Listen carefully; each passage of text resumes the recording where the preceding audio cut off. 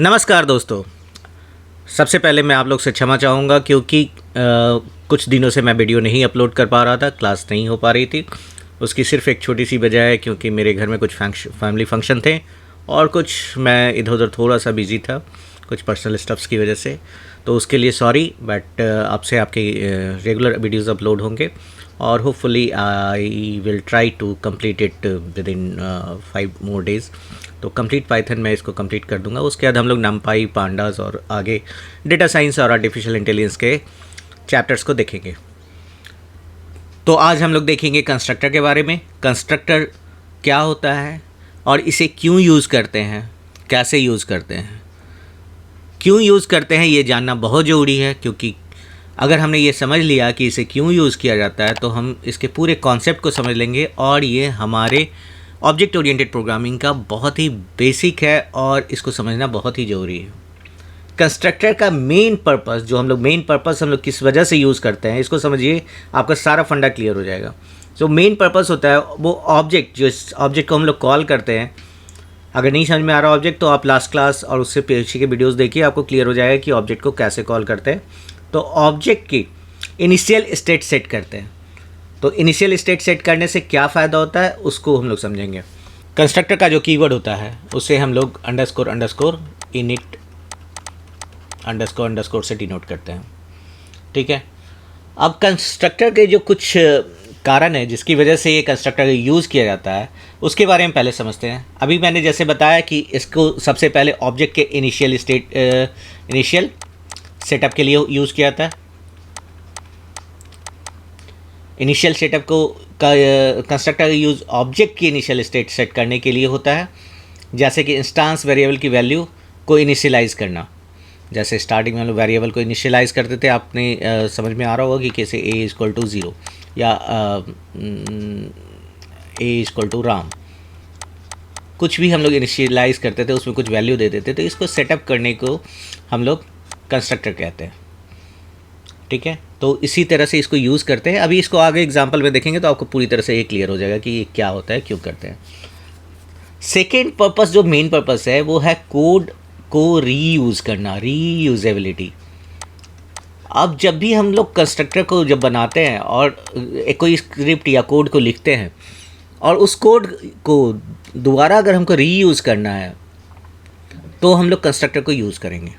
जैसे इसी एग्जांपल में आप देखें a=0 दिया या मैंने a=राम दिया, तो मुझे जब भी राम को बार बार यूज़ करना है तो मैं सिर्फ a लिखूंगा तो वो कॉल कर लेगा अपने आप को कि हाँ a के अंदर जो वेरिएबल है स्टोर्ड है वो राम है। तो यही वजह है कि हम लोग कंस्ट्रक्टर का यूज़ करते हैं। जब हम लोग बड़े बड़े प्रोग्राम बनाएंगे तो वहाँ पे कंस्ट्रक्टर को यूज़ करेंगे। तो अभी इसको यहीं पे समझते हैं कि कोड को रीयूज़ करने के लिए हम लोग कंस्ट्रक्टर का यूज़ करते हैं। नेक्स्ट पर्पस है इनकैप्सुलेशन। बहुत ही अच्छा वर्ड है, इसको समझिएगा क्योंकि ये बहुत ही एक इम्पॉर्टेंट पिलर है हमारे ऑब्जेक्ट ओरिएंटेड प्रोग्रामिंग का। कंस्ट्रक्टर यूज़ करके जो भी डेटा मेंबर्स को इनकैप्सुलेट किया जा सकता है, जो कि ऑब्जेक्ट ओरिएंटेड प्रोग्रामिंग का एक इम्पॉर्टेंट प्रिंसिपल भी है। अगर आपने नहीं समझा तो मैं इस बात को दोबारा रिपीट करता हूँ, ध्यान से सुनिएगा। कंस्ट्रक्टर का यूज़ करके डेटा मेंबर्स को इनकैप्सुलेट किया जा सकता है, जो कि ऑब्जेक्ट ओरिएंटेड प्रोग्रामिंग का एक इम्पॉर्टेंट प्रिंसिपल है। क्लियर? अगर नहीं क्लियर है तो हम लोग इसको आगे देखेंगे, इनकैप्सुलेट कैसे करते हैं, उसको डेटा मेंबर्स को कैसे इनकैप्सुलेट करके और उसको फिर बाद में उसको रीयूज़ करते हैं। Last but not the list, एक और रीज़न है जिसकी वजह से हम लोग कंस्ट्रक्टर यूज़ करते हैं, that is called object creation simplification. Constructor के यूज से ऑब्जेक्ट क्रिएशन का प्रोसेस सिंपल और स्ट्रेट फॉरवर्ड बन जाता है। कंस्ट्रक्टर के यूज से ऑब्जेक्ट क्रिएशन का प्रोसेस सिंपल और स्ट्रेट फॉरवर्ड बन जाता है। अब हम लोग एक एग्जांपल को देखते हैं, इसको इलस्ट्रेट करते हैं और कंस्ट्रक्टर का यूज समझते हैं। हम लोग जो एग्जांपल लेने वाले हैं उसमें सबसे पहले हम लोग क्रिएट करते हैं एक क्लास को। लेट्स सपोज हमने एक क्लास क्रिएट किया जिसका नाम मैंने दिया पर्सन। अब इस क्लास के अंदर हम डिफ़ाइन करेंगे, मैंने अभी भी बताया था, इनिट से हम डिफ़ाइन करते हैं किसे, कंस्ट्रक्टर को। उसके बाद इसमें आपको थोड़ा सा कंफ्यूजिंग लगेगा यहाँ पे, यहाँ पे मैं एक सेल्फ कीवर्ड डाल रहा हूँ और उसके बाद डाल रहा हूँ नेम और एक और चीज़ ले लेते हैं एज। ठीक है, अब ये सेल्फ क्यों डाला मैं आपको अभी बताऊंगा, टेंशन ना लो, सब कुछ क्लियर हो जाएगा। नेम से लिया था, इसको इनिशियलाइज करते हैं सेल्फ डॉट नेम से। Self dot name equal to name, मैं यहाँ पे self dot name equal to name जानबूझ कर लिया है क्योंकि इससे आइडेंटिफिकेशन में आसानी होगी। आप चाहो तो कुछ भी ले सकते हो। ठीक है, और self dot age equal to age. ठीक है, अब इसके बाद एक और डिफाइन डिस्प्ले या शो, आप जो भी चाहो लिख सकते हो, और इसके अंदर भी सेल्फ कीवर्ड हमने डाल दिया। ठीक है, इसके बाद हम प्रिंट कराएंगे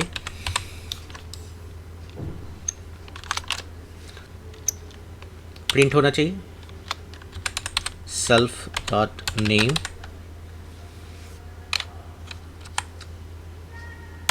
एंड एज। जब डिस्प्ले करे तो क्या करेगा वो, सेल्फ डॉट एज। ठीक, क्लियर है।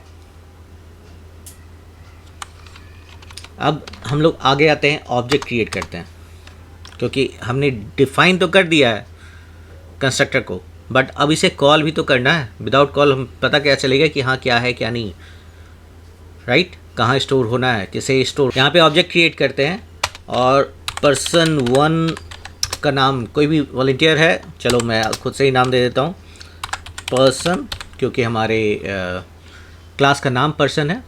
और इसके अंदर मैंने 2 आर्ग्यूमेंट पास कराने हैं क्योंकि ए नेम और एज का, तो एक का नाम मैं दे देता हूँ सचिन और इसका एज दे देता हूँ 45। ठीक है, एक और बना देते हैं person2 और इसका नाम दे देते हैं, इसको भी कॉल कराना है हमें पर्सन में, और इसको हम लोग करते हैं लेट सपोज क्या नाम ले, रेशमा, रश्मि, जो भी मर्जी आप ले लो, और इसका एज दे देते हैं 36। ठीक है, अब हमें इस जो आर्ग्यूमेंट हमने पास कराया उसको अगर डिस्प्ले कराना हो तो हम क्या करेंगे, person1 जो हमने ऑब्जेक्ट क्रिएट किया था उसको डिस्प्ले करेंगे, राइट। जब इसको डिस्प्ले करेंगे तो ये क्या आउटपुट देगा, Sachin and 45, name equal to Sachin, age equal to 45। अगर हम यहाँ पे एज को यहाँ पे सॉरी कोलोन साइन दे दो, अब देखो सचिन एंड एज 45। अब यहीं पे दोनों को अगर डिस्प्ले कराना हो person2 डॉट डिस्प्ले। अब आप देखोगे person1 और person2 दोनों को इसने दे दिया। इससे सबसे बड़ा बेनिफिट क्या हुआ, इस एग्जांपल में इनिट कंस्ट्रक्टर मेथड जो हमने यूज़ किया नेम और एज पैरामीटर जो ले रहा है और उन्हें instance variable self dot name और सेल्फ डॉट एज में असाइन कर रहा है। आप ध्यान से समझो, इसको सेल्फ डॉट नेम में और सेल्फ डॉट एज में असाइन कर रहा है। ये जो हमने इसको डिफाइन यहाँ पे किया है, जब भी पर्सन क्लास का कोई नया ऑब्जेक्ट बनेगा, यहाँ पे जो भी हम लोग कोई नया ऑब्जेक्ट यहाँ पे जब बनाएंगे तो ये कंस्ट्रक्टर ऑटोमेटिकली कॉल होगा और ऑब्जेक्ट को इनिशियलाइज कर देगा। और ऑब्जेक्ट हमारा क्या है, person1 है। अब जब भी हम इसको कॉल करेंगे तो ये हमारे डिस्प्ले में जा कर के अपने इनिट सेल्फ नेम और एज में जा कर के उसको इनिशियलाइज करके कॉल करके आउटपुट दे देगा। तो अभी person1 में अभी हमारे पास क्या था, सचिन एंड 45, और इसको इसने ऑलरेडी डिस्प्ले कर दिया, इनिशियलाइज कर दिया। यहाँ पे क्लियर है? अगर नहीं क्लियर है तो एक बार फिर से मैं समझाता हूँ। इस एग्जांपल में अंडरस्कोर इनिट कंस्ट्रक्टर मेथड जो हमने बनाया उसमें नेम और एज पैरामीटर ले रहा है। 2 पैरामीटर हमने पास कराए थे, नेम और एज, और उन्हें instance variable self dot name और सेल्फ डॉट एज में असाइन कर रहा है। ये दोनों, ये सेल्फ डॉट नेम क्या है, ये असाइन वेरिएबल है और इसको कहाँ असाइन कर रहा है, ये इसे क्या कह रहे थे, इस वेरिएबल्स में, इंस्टेंस वेरिएबल में। अब जब भी पर्सन क्लास, इस पर्सन क्लास को हम कॉल करेंगे तो क्या करेगा ये, जब भी पर्सन क्लास का कोई नया ऑब्जेक्ट बनेगा, कोई भी नया ऑब्जेक्ट हम बनाएंगे, person1 डॉट डिस्प्ले या person2, यहाँ पे जो ऑब्जेक्ट क्रिएट कर रहे हैं, यहाँ पे person3, जो भी हम लोग नया ऑब्जेक्ट क्रिएट करेंगे, इसको ये कहाँ इनिशियलाइज करेगा, सेल्फ डॉट नेम में नेम की जगह, उसके एट्रीब्यूट्स के अंदर, और सेल्फ डॉट एज में एज की जगह। तो ये ऑटोमेटिकली आपको असाइन कर देगा, आपको अलग से कुछ करने की जरूरत नहीं है। इस पर्सन क्लास के अंदर जो भी हम लोग ऑब्जेक्ट बना रहे हैं, ये ऑब्जेक्ट है, ये क्लास है, इस ऑब्जेक्ट को कहाँ क्रिएट कर रहे हैं, पर्सन के अंदर। उस पर्सन का क्या वैल्यू है, सचिन एंड 45, ये कहाँ जाकर असाइन कर दे रहा है, सेल्फ डॉट नेम के अंदर सचिन को असाइन कर दे रहा है और सेल्फ डॉट एज में 45 को असाइन कर देता है। सिमिलरली person2 में जो ऑब्जेक्ट है, ये पर्सन क्लास के अंदर रेशमा के अंदर सेल्फ डॉट नेम को असाइन कर दे रहा है और 36 में 36 को असाइन कर दे रहा है। तो इस तरह से कंस्ट्रक्टर का यूज़ ऑब्जेक्ट की इनिशियल स्टेट को सेट करना और इनिशियलाइजेशन प्रोसेस को मैनेज करने के लिए होता है। आपने जब पहले नोटिस किया होगा तो देखा होगा कि जो भी वेरिएबल हम लोग डिक्लेयर करते थे या कर रहे थे इससे पहले पिछले के वीडियो में, वो रैंडमली डिक्लेयर कर रहे थे। ये सही तरीका नहीं है। वेरिएबल डिक्लेयर करने के लिए हम by using constructor we will declare all variable at the same point, at the single point. यहाँ पे हम लोग सभी वेरिएबल को एक ही जगह डिक्लेयर कर दे रहे हैं, आप यहाँ पे नोटिस कर सकते हो। ठीक है, चलो एक एग्जांपल और ले लेते हैं। इस एग्जांपल में जो यहाँ पे आपको डिस्प्ले हो रहा है इसके स्क्रीन पे, एक क्लास एनिमल बनाया हमने, उसके बाद एक डिफाइन कर रहे हैं मेथड को अंडरस्कोर इनिट से, और यहाँ पे सेल्फ कीवर्ड के साथ हम 4 आर्ग्यूमेंट बना रहे हैं A B C D। यहाँ पे 4 आर्ग्यूमेंट डालने का मतलब क्या है कि हमारे पास 4 वेरिएबल भी होने चाहिए, जितने आर्ग्यूमेंट हैं उतने वेरिएबल हमारे पास होने चाहिए। तो यहाँ पे हम लोग पहले उसको वेरिएबल को डिक्लेयर करते हैं। सेल्फ डॉट ए के अंदर हम क्या स्टोर कर दे रहे हैं, ए को। आप चाहो तो नाम कुछ और भी ले सकते हो, यहाँ पे सेल्फ XYZ कुछ भी ले सकते हो, राम रहीम, बट आइडेंटिफिकेशन के लिए कि ये ए की वैल्यू किस कहाँ जा रही है, इस ए में जा रही है, तो ये सिर्फ अपने आसानी के लिए मैं इसका नाम सेल्फ डॉट ए ही रख रहा हूँ ताकि मुझे पता रहे कि वो वैल्यू किसकी है। इसी तरह से सिमिलरली सेल्फ डॉट बी की वैल्यू वो कहाँ साइन होगी, बी में, सेल्फ डॉट सी की वैल्यू सी में, सेल्फ डॉट डी की वैल्यू डी में।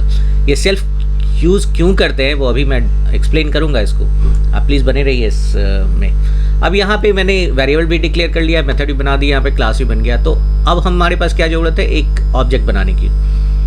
अब हम यहाँ पे एक ऑब्जेक्ट बनाते हैं पांडा के नाम से, जिसे कहाँ साइन किया, किस क्लास में, एनिमल के क्लास में, और इसकी वैल्यू हमने क्या दे दी, 1 2 3 4। अब ये जो 1 2 3 4 हमने जो यहाँ पे इसकी वैल्यू दी है, ये वैल्यू 1 कहाँ जाकर असाइन हो रही है, ए में जाकर असाइन हो रही है, सेल्फ डॉट ए। तो यहाँ पे पांडा की वैल्यू, ये जो सेल्फ कीवर्ड है वो पांडा की वैल्यू के साथ इंटीग्रेट हो गया है और 1 की जगह, ए की जगह इसने 1 की वैल्यू को दे दिया है। इसी तरह से बी की जगह इसने 2 की वैल्यू दिया है। यहाँ पे 4 वैल्यू जो आर्ग्यूमेंट पास कराए थे उसके जगह पे 4 वेरिएबल हैं और यहाँ पे 4 वैल्यू है। इन चारों वैल्यू को इसने अपने वेरिएबल में असाइन किया और चारों वेरिएबल को इसने एट्रीब्यूट में दिखाया कि इनिट के अंदर जो हम कंस्ट्रक्टर बनाए थे वो ABCD की वैल्यू यही 1 2 3 4 है। तो सेल्फ कीवर्ड के हेल्प से हमने जो यहाँ पे कंस्ट्रक्टर बनाया उसके थ्रू पांडा का जो वैल्यू 1 2 3 4 है वो एक्चुअली में वो कंस्ट्रक्टर के थ्रू यहाँ पे इसकी वैल्यू है। क्लियर? अब जब हम इसे पांडा को या टाइगर को पांडा को अब अगर हम इसे यहाँ पे पांडा को कॉल करेंगे, पांडा डॉट ए करेंगे तो क्या वैल्यू आएगा, 1। इसी तरह से एक और हम ऑब्जेक्ट बनाते हैं टाइगर के नाम से और उसे भी किस क्लास में डालेंगे, एनिमल, और इसकी वैल्यू को हमने दे दिया 5 6 7 8। जानबूझकर मैंने दूसरी वैल्यू दी है ताकि जब आउटपुट आए तो हमें क्लियर हो कि क्या कहाँ पे डिफरेंस है। तो टाइगर डॉट एनिमल में 5 की वैल्यू किस पोजीशन पे, ए की पोजीशन पे है, तो ए की पोजीशन पे है और ए की सेल्फ डॉट ए की वैल्यू क्या है, ए है। तो जब ए की वैल्यू, जब सेल्फ डॉट ए की वैल्यू ए है तो टाइगर की वैल्यू सेल्फ की जगह टाइगर आ जाएगा, अपने आप को असाइन कर देगा जब हम टाइगर को कॉल करेंगे, और ए को सेल्फ डॉट ए को कॉल किया जा रहा है, तो वो क्या आउटपुट देगा हमें? 5 आउटपुट देगा, क्योंकि उसकी वैल्यू क्या है? 5 है। अब आप ये बार बार सोच रहे होंगे, ये सेल्फ कीवर्ड को यूज जो कर रहे हैं, जो मैंने भी एक्सप्लेन करने की कोशिश की इस एग्जाम्पल में, तो क्यों ऐसा एग्जाम्पल क्यों यूज कर रहे हैं? अगर हम यहाँ सेल्फ कीवर्ड यूज नहीं करते हैं तो क्या होगा? अगर हम यहाँ पे सेल्फ कीवर्ड यूज नहीं करेंगे तो हमारी मशीन कंफ्यूज हो जाएगी कि हमें जो वैल्यू देनी है ए की, वो ए की वैल्यू की जगह पे 1 भी है, ए की वैल्यू की जगह 5 भी है, तो हम किसे दें? 5 को दें या ए को दें?